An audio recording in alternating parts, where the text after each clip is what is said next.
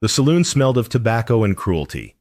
Sheriff Harlan Kent leaned back in his chair, boots propped on the poker table, whiskey glass catching the lamplight like a promise he'd never keep. His voice carried over the murmur of cards and coin, loud, deliberate, meant to wound. "Grant McCoy, you're the last bachelor with land worth claiming." Kent's grin spread wide. "Choose any woman you want. Hell, even the fat girl needs a husband." Laughter erupted. Men slapped tables. Someone whistled. In the corner, Ruth Winslow froze. The needle slipped from her fingers, thread dangling like a severed lifeline. She'd been mending a coat patchwork layer she'd stitched 100 times. Because throwing things away felt too much like giving up on herself, Grant set down his cards.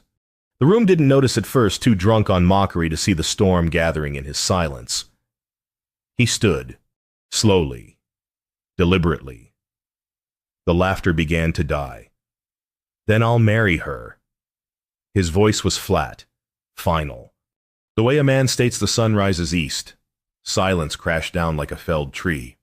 Kent's grin faltered, froze, cracked at the edges. Someone coughed.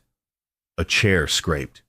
Ruth's breath caught in her throat, trapped between disbelief and something dangerously close to hope. "You're joking," Kent said, but his voice had lost its swagger.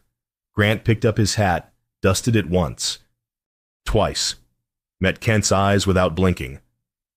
"I don't joke about a woman's dignity." He walked out, didn't look at Ruth, didn't look back. The door swung wide, and cold October wind rushed in, scattering cards across the floor. Ruth stared at the closed door. The coat lay forgotten in her lap, half mended, like everything else in her life. For the first time in 10 years, someone had chosen her. She just didn't know why. 3 days passed before Grant appeared at the bakery. Ruth had convinced herself it was liquor-talking cruel men found sport in raising hope before crushing it. She kneaded dough with flour-white hands, working the rhythm her mother taught her press. Fold, turn. Press, fold, turn. Muscle memory against the ache of waiting. The door chimed. Grant stepped inside, hat in hand. No flowers, no pretty speeches. Morning frost clung to the windows. He smelled of leather and wood smoke. "I meant what I said." Ruth's hands stilled in the dough. She didn't turn around. "I need a wife." Grant continued. "You need a home. No charity. Partnership." The word hung between them, partnership, like something she'd only read about in borrowed novels. She turned, studied his face, weathered, honest, lonely in a way that mirrored her own. But she'd learned not to trust easy rescues. "Why?" Her voice barely rose above a whisper. "Men don't choose women like me unless they want something cruel." Grant met her eyes, didn't flinch from the weight of the question. "I watched you mend that coat in the saloon, while other folks laughed. You kept stitching. You work while others gossip. You fix what's broken instead of throwing it away." He paused. "That's the kind of woman who survives winter out here." The words landed different than flattery. They saw her not the body the town mocked, but the hands that never stopped working. Her father appeared from the back room. Clyde Winslow had been half a man since his wife died. Grief folded him into something small and practical. He saw opportunity in Grant's offer the way drowning men see driftwood. 2 weeks, Clyde said, making the decision for her. Plenty of time to prepare. Ruth wanted to argue. Wanted to demand more time, more answers, more proof this wasn't another trap. But Grant was already reaching into his pocket, placing coins on the counter. "For the bread," he said. She nodded. He left. Later, counting the coins. She realized he'd paid triple. First, quiet kindness. First brick in a foundation she didn't yet believe in. She pressed her palm flat against the counter. Flour dust rising like snow. Maybe survival was enough. Maybe partnership could grow into something more. Or maybe she was a fool. Grant's ranch sat 10 miles outside Silver Ridge, where the land opened up wild and the nearest neighbor was a day's ride. Ruth arrived by wagon in late afternoon, sky heavy with the season's first snow. She saw the cabin first small, solid, built to withstand. Then the two rocking chairs on the porch, one worn smooth from use, the other gathering dust, untouched. Her chest tightened. Grant helped her down from the wagon, hands careful, impersonal. He didn't speak until they stood before the cottonwood tree, where a simple marker leaned against the wind. Sarah McCoy, 1881, beloved wife and mother. I loved her. Grant's voice was steady. She's gone. I'm not looking to replace her. He met Ruth's eyes. But this land needs tending, and a man alone becomes a ghost. Ruth understood ghosts. She'd been one for years, walking through town unseen, unheard, dismissed before she opened her mouth. I won't ask you to forget her, Ruth said quietly. I know. He handed her a key. But you deserve to know who you're standing beside. The cabin smelled of dust and loneliness. Ruth set down her bag and began working, scrubbing windows, sweeping floors, planting winter herbs in the small plot near the door. She baked bread her mother's recipe, and the scent transformed the space from shelter into something closer, to home. First night, Grant offered her the bedroom. He took a blanket to the porch despite the cold pressing down from the mountains. Ruth couldn't sleep. She lay in the bed that had been Sarah's, staring at the ceiling, wondering if she'd always be a replacement. Near midnight, she rose, pulled a quilt from the trunk, placed it on the porch rail where Grant sat, shoulders hunched against the wind. He didn't stir. She didn't speak. Morning came soft and gray. Grant woke wrapped in the quilt, no memory of pulling it close. He folded it carefully, left it on the rocking chair that had been empty for 6 years. Ruth saw it through the window, turned back to the stove, let herself hope. 2 days later, they married. The ceremony was brief, cold, silent. Reverend Morris rushed through the vows like a man late for supper. No guests, no music, just legal words that bound them in the eyes of God and the Colorado Territory. As they left the church, Sheriff Kent leaned against the post, toothpick between his teeth. "Give it 3 months," he said, loud enough to carry. Ruth's hand tightened on Grant's arm. He covered it with his own, first time he'd touched her without necessity. "Let's go home," he said. Home. The word felt like a dare. The town turned to ice. Ruth discovered it 3 days after the wedding, when she walked into the general store and conversation stopped like someone had cut the strings on a puppet show. Women she'd known her whole life suddenly found the floorboards fascinating. The shopkeeper, Harold Birch, looked straight through her. "Help you!" His tone said he hoped the answer was no. "Flour, sugar, coffee." Ruth kept her voice steady. "Same as always. We're out." He gestured vaguely at shelves clearly stocked with burlap sacks. Ruth didn't argue. She'd learned that lesson: young fighting disrespect only gave people more ammunition. She turned and walked out, spine straight, eyes forward. Grant noticed when neighbor Travis Dunn rode past without offering help with the fence line. When the bank manager Warren Kent Sheriff's cousin stopped by with sudden concerns about loan terms. "Just ensuring you're stable," Warren said, eyes sliding over Ruth like she was livestock he wouldn't bid on. Given recent changes, Grant's jaw tightened. "My accounts are current. My land is productive. We're done here." Warren left. Ruth watched from the window. "They're punishing you for my choice," Grant said, standing beside her. "They're punishing you for choosing me." Ruth corrected, "There's a difference." That night, one of the calves took sick shivering, weak, refusing milk. Ruth sat up in the barn, coaxing it to drink, warming it with blankets, singing the songs her mother used to hum over bread dough. Grant found her at dawn, calf sleeping peaceful in her lap. He watched her for a long moment. Really watched, not the way the town did. Measuring and dismissing, but seeing. The way she worked without complaint. The way she gave without expecting return. You saved him, Grant said. Ruth looked up, exhausted. Hay in her hair. That's what you do. You keep things alive. Something shifted in Grant's chest. A door opening he'd thought nailed shut. That evening. For the first time. He asked about her life before. They sat at the table, bowls of stew between them.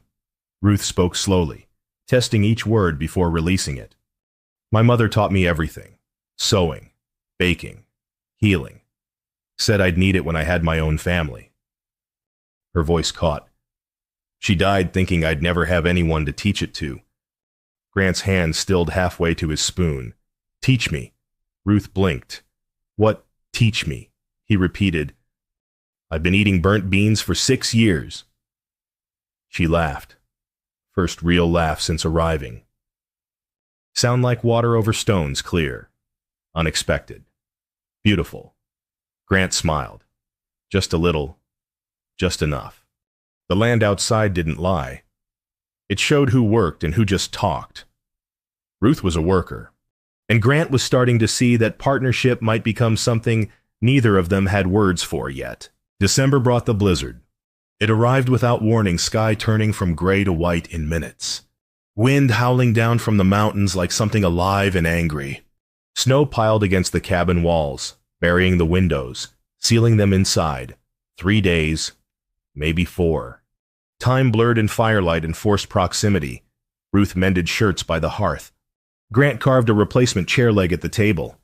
Domestic rhythms settled between them past the thread. Stoke the fire, brew the coffee. Small intimacies that meant nothing and everything. On the second night, Ruth broke the silence. I heard what he called me. At the saloon. She didn't look up from her stitching. The fat girl. Grant's knife stilled against wood. I know that's what I am to them. Ruth continued, voice steady despite the tremor underneath. I've been invisible my whole life, until you. Grant set down the knife. Stood. Crossed to the fire. I should have broken his jaw, he said quietly. Fury threaded through the words, not at her. At himself for staying silent when cruelty filled the room. Would have changed nothing. Ruth finally met his eyes. Firelight caught the unshed tears. But you changed everything. You saw me. The confession hung between them raw, aching, true. A knock shattered the moment. Grant opened the door to the postal rider, half frozen, shoving a letter into his hands before disappearing back into the white. The letter was from Sarah's sister. Legal language, cold as the storm, contesting the marriage, claiming Ruth trapped him for inheritance, demanding the land return to Sarah's family. Ruth read it over his shoulder. Felt the world tilt. If this costs you everything, she began. You are everything. Grant turned, gripping her shoulders. Not rough, but firm, anchoring. This house is just wood. You're what makes it home. The words broke something in Ruth. Or maybe built something. She wasn't sure which. She leaned into him. Just a little testing. He didn't pull away. Outside. The storm screamed. Inside. The fire crackled. 2 people learning that shelter wasn't just walls and roof, it was this. Choosing to stay when leaving would be easier. Ruth fell asleep in the rocking chair near midnight, mending forgotten in her lap. Grant lifted the fabric carefully, covered her with a blanket. His hand lingered on her shoulder just a moment, just a breath. She woke, caught his tenderness in the firelight. He didn't pull away. She didn't ask him to. The wall between them cracked, not broken yet, but weakened enough to let warmth through. Storm showed you who built their house on rock and who built on sand. They were still building. But the foundation was holding. The barn burned on a night cold enough to freeze breath mid-air.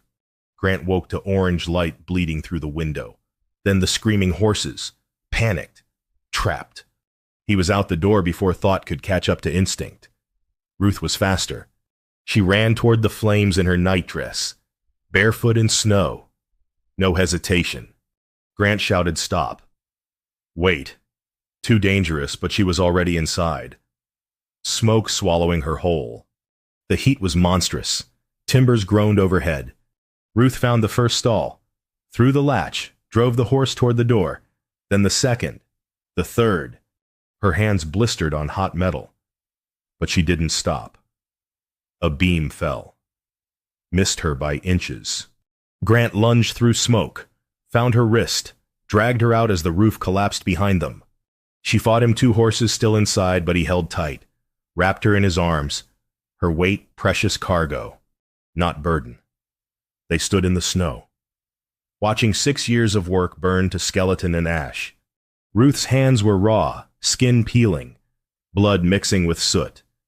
She shook not from cold, from rage. I should have been faster. You saved 4 lives. Grant's voice cracked. Nearly died doing it. The town doctor refused to come. Grant rode there himself, pounded on the door until Silas Greer opened, half-dressed, annoyed. My wife's burned. She needs help. Greer squinted past him at the horse, at Grant's soot-stained face.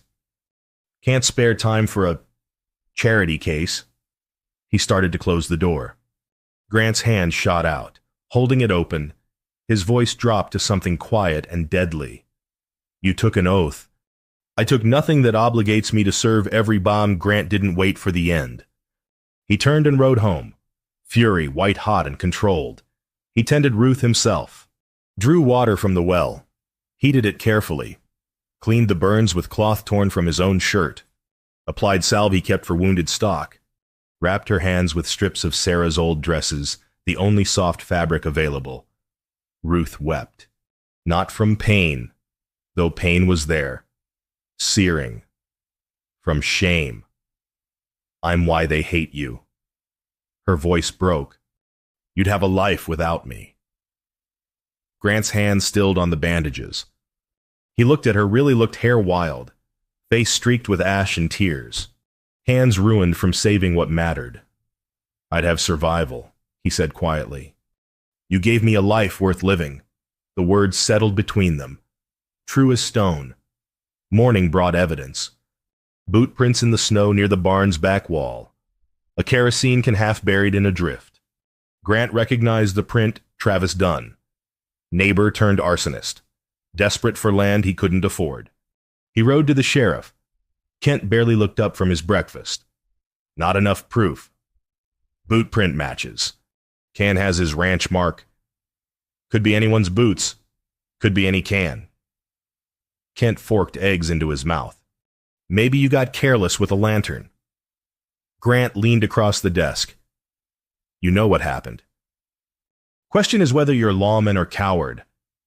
Kent's face darkened. Careful. McCoy. Already been careful.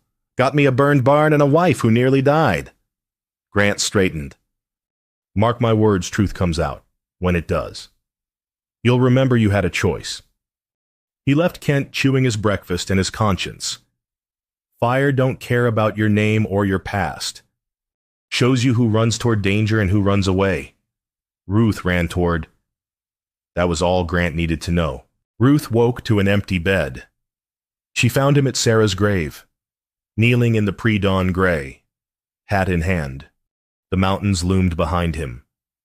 Silent witnesses to private grief. She didn't approach, didn't interrupt. Just watched from the cabin door, breath misting in the January cold. Grant spoke to the stone. She couldn't hear the words, but she understood the shape of them: apology, release, permission to move forward. I held on too long, he said to Sarah's memory, afraid that living again meant betraying you. His voice broke. But she taught me something. Ruth. She taught me that honoring you means not dying with you. He stood, brushed dirt from his knees, walked back to the cabin. Ruth pretended to sleep. He stoked the fire, checked her bandages with gentle hands, whispered words he thought she couldn't hear. Bravest woman I've ever known. Morning came proper and bright. Grant saddled his horse, rifle across his back. "Going to town," he said. Ruth knew what that meant. Confrontation, maybe violence, definitely consequence. "Let me come." No, firm but not unkind. "You've bled enough for my choices." "There are choices now," Ruth said. "That's what partnership means." Grant studied her. Bandaged hands, steady eyes. A woman who ran into fire because saving things mattered more than safety. "Stay here," he said softly. "If I don't come back by sunset, take the horse and ride to the Doyles. Martha'll help you." He kissed her forehead. First time his lips touched her skin. Then he rode. Silver Ridge's main street held the usual morning traffic wagons.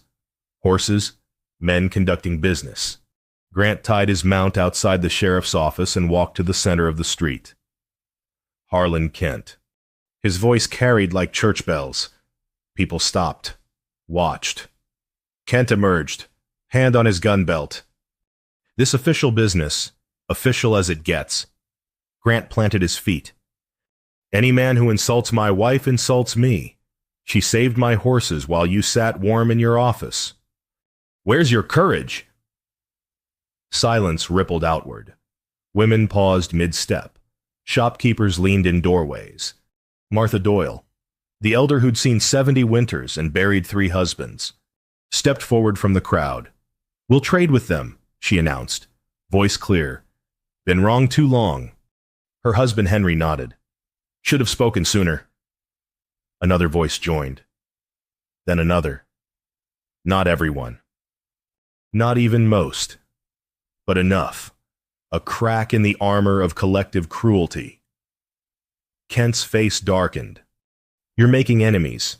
McCoy already had them." Grant turned to leave, then stopped. "Difference is, now I know who my friends are." He rode home to Ruth waiting on the porch, rifle across her lap. Ready to defend or bury depending on how the day ended. He dismounted. Took the rifle gently from her hands. Set it aside. "Town's changing," he said. "Slow, but changing." Ruth stood. Wrapped her arms around him first time she'd initiated touch. He held her like something breakable and unbreakable at once. Sometimes the bravest thing a man can do is admit he was wrong. The town was learning that lesson. Grant and Ruth had already lived it. Spring arrived tentative and muddy. Snow melted into rivulets that carved new paths through the land. Ruth's garden pushed green through black soil, stubborn, hopeful, alive. The town noticed. Hard to ignore vegetables thriving where most folks barely coaxed survival. Women began visiting. First one, then another. Officially for recipes. But really for something else, companionship with someone who'd survived what they feared. Ruth welcomed them. Served bread and coffee, asked about their children, remembered names. She was building something, not forgiving the cruelty, but creating space for repair.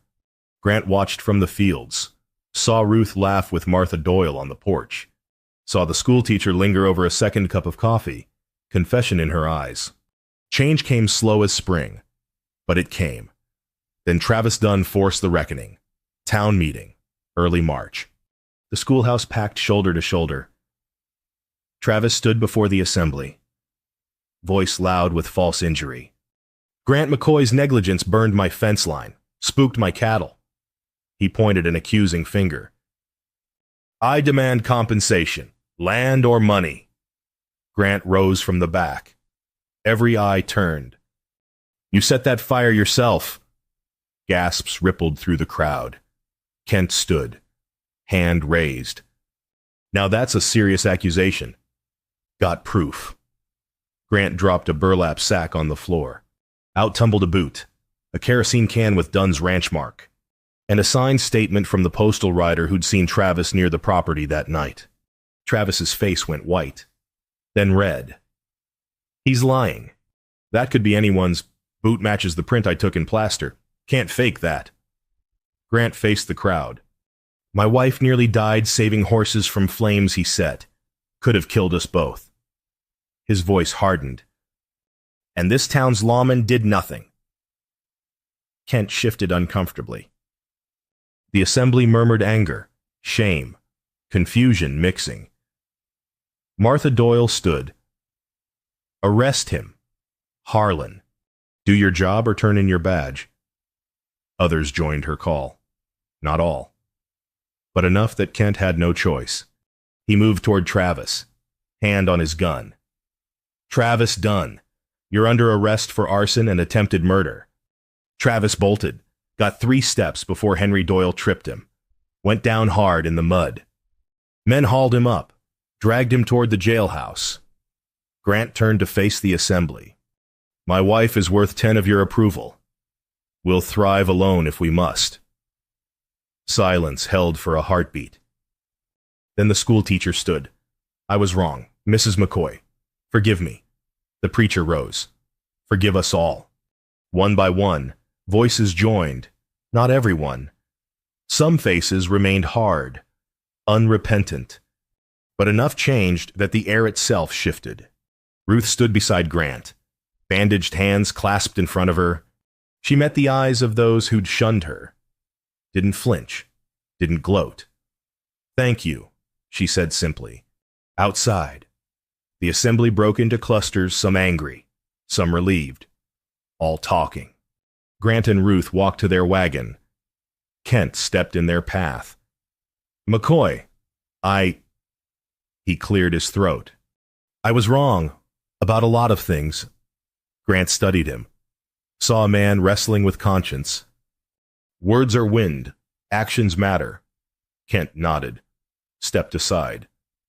As they rode home, Ruth leaned against Grant's shoulder. Think it'll last? The ones who changed, maybe. Maybe not. He glanced at her. But we don't need their permission anymore. The measure of a town isn't its church. It's how it treats the least among them. Silver Ridge was learning. Slowly, but learning.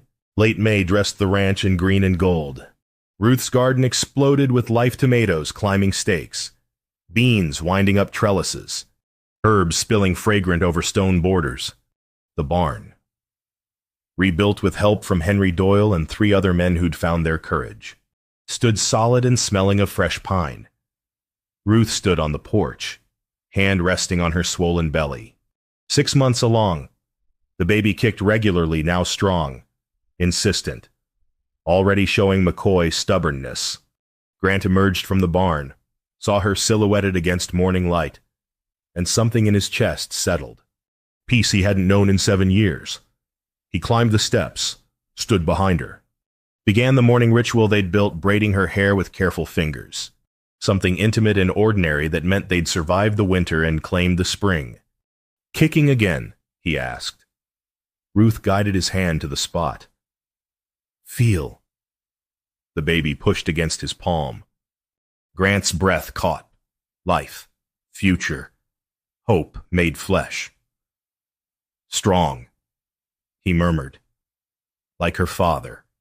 Ruth tilted her head back, smiled. Or him, whoever they are. They're stubborn. Hoofbeats on the road interrupted. Martha and Henry Doyle arrived with a wagon full of supplies nails, canvas, rope. Behind them, 3 more wagons, neighbors. Some who'd stayed silent during the worst, now showing up to help. Heard you needed a new fence line, Henry called. Grant descended the steps, shook hands with men who'd once turned away. Some apologized outright. Others worked in silence, apology in their labor. Women gathered on the porch with Ruth, brought baby clothes, shared advice, asked about her health. She served lemonade, bread still warm from the oven, and let them rebuild what cruelty had torn down. By evening, the fence stood strong.